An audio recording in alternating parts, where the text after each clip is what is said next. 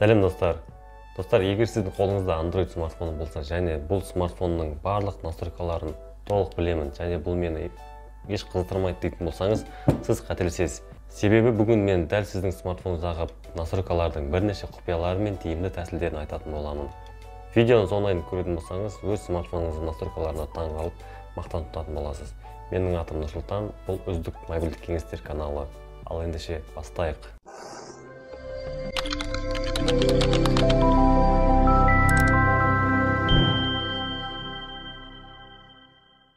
Менің сіздерге кеңесімнің алғашқы қадамы ол Wi-Fi-ға ешқандай құпия сөз жазбай кіру. Ол үшін сізге бір жағдаятты түсініп алайық. Например, үйіңізге қонақ келді, сізге Wi-Fi-ға кіргізіп бер деді. Бірақ сіз Wi-Fi білмейсіз. Балаңыз немесе үйіңізде отбасы басқа біреу біледі. Немесе басқа бір орындарға барасыз, Wi-Fi-ға кіру керек болады. Сондай жағдайда бізге Wi-Fi-ға кірілген сотқа қажет. Ол үшін Wi-Fi-ға кіреміз.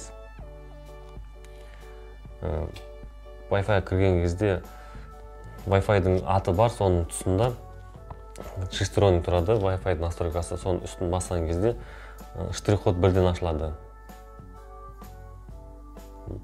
Штрих-код.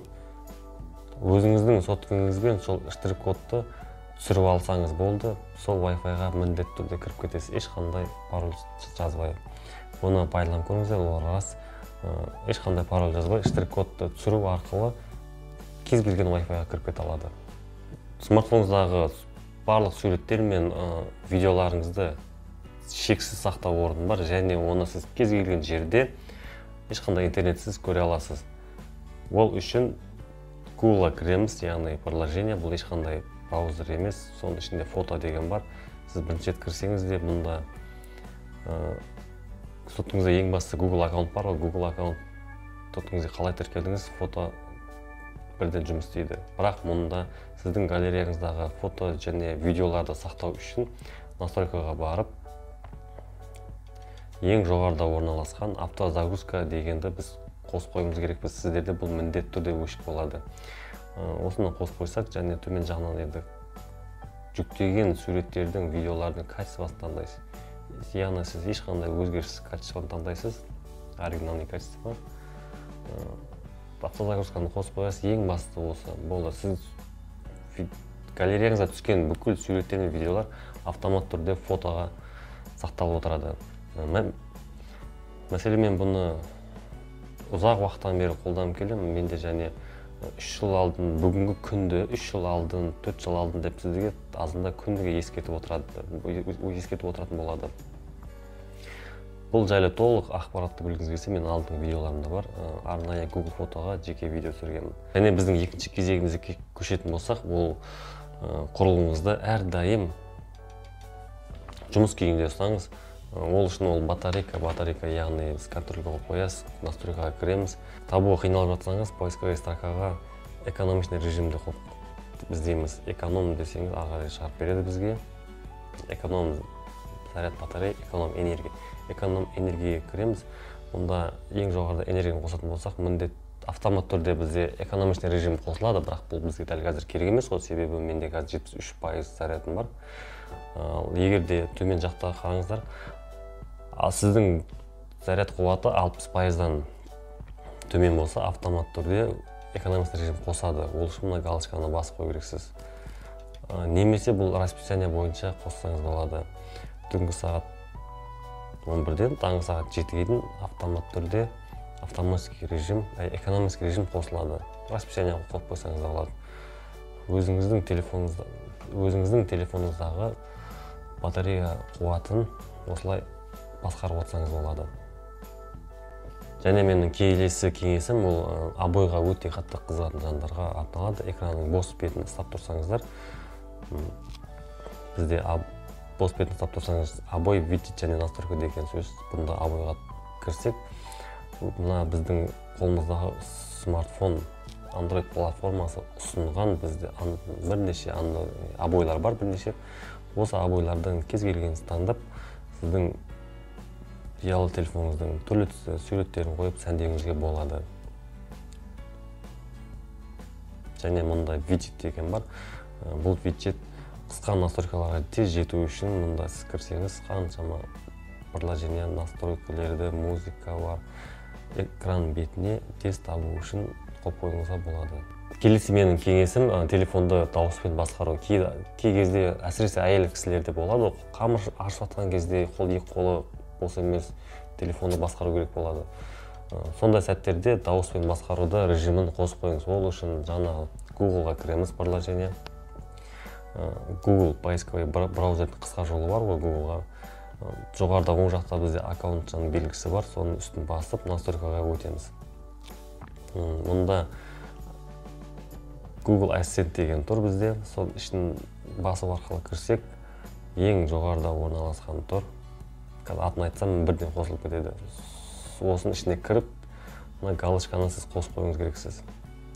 Және Окей, Google арқылы, айту арқылы бұл бірден іске қосылады. Осы галочканы қосу арқылы сіз дауыстық басқару режимді бірден қосасыз. Ол үшін алдымен как приказный сөз болады ғой. Окей, Google десеңіз, бірден іске қосылады. Окей, Google. Так, жазып қойылды. Окей, Google. Включи фонарик. Включаю функцию фонарик. Пожалуйста, момент. Окей, Google. Отключи фонарик. Отключаю функцию фонарик. Әне контактыңыздағы сіз әрине орыс тілінде жазылған болса, барлығы контакттың кез келген адамның атын айту арқылы сіз звондауға болады. Менде бірақ өкінішке орай барлығы ағылшын тілінде тұр. Және сіз одан бөлек құрылғыңыздағы кез келген приложениені аша аласыз, будильникті қоя аласыз, жалпы басқара аласыз дауыспен. Келесі менің кеңесім родительский контроль дегенді сіздер жалпы естіген боларсыздар, иә? Және сіз оны өз-өзіңізге қоса аласыз.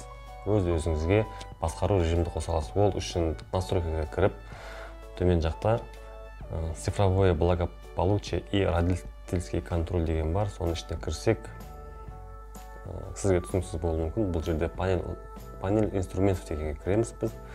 Мұнда кез келген приложенияның тұсындағы сағатша белгісі тұр ғой енді. Соны басу арқылы таймер қоя аласыз осы приложениеге.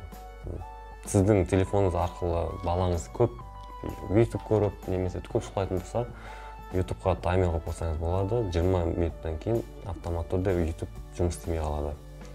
Және бұны кішкене артқа басып, ночной режимді қоса аласыз.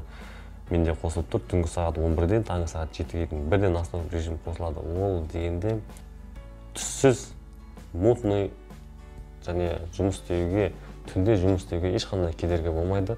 Экран сондай автомат түрде айналады. Және ол таңғы 7-те өшеді.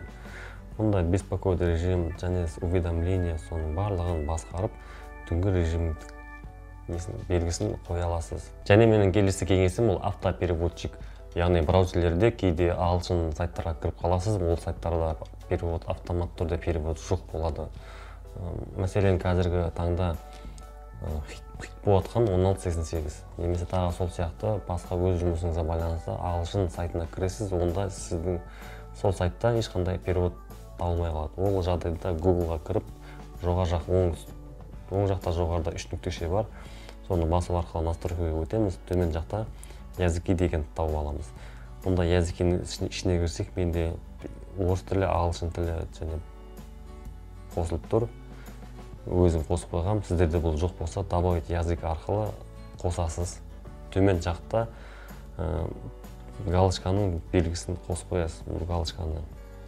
Осы галочканы қосасыз, және ағылшын, орыс тілі, басқа тіл керек емес. Енді сіздер қай тілмен көп жұмыс істейсіз, соған байланысты. Осы екі режимді қосып қойсаңыз болды. Автомат түрде ағылшын сайттарға кірген кезде бірден переводтайды. Астына уведомление келеді. Ол английский языкқа переводтайын ба, немесе орыс тілге переводтайын ба? Өйткені екі тілді сіз белгіледіңіз ғой. Кейде ғана, оның екісінде ғана переводтамай қалады. Ондай жағдайда повторить деген бассаңыз, ол міндетті түрде переводтап береді сіздерге. Және мен сіздерге келесі кеңесім ол разработчик бөлімін қосып қойыңыз. Сізге керек құпия настройкалар өте көп. Ол үшін настройкаға кіреміз. О телефоны деген кейбір смартфондарда ең төменде орналасады, ал менің смартфонымда ең жоғарыда орналасады. О телефонға кіреміз.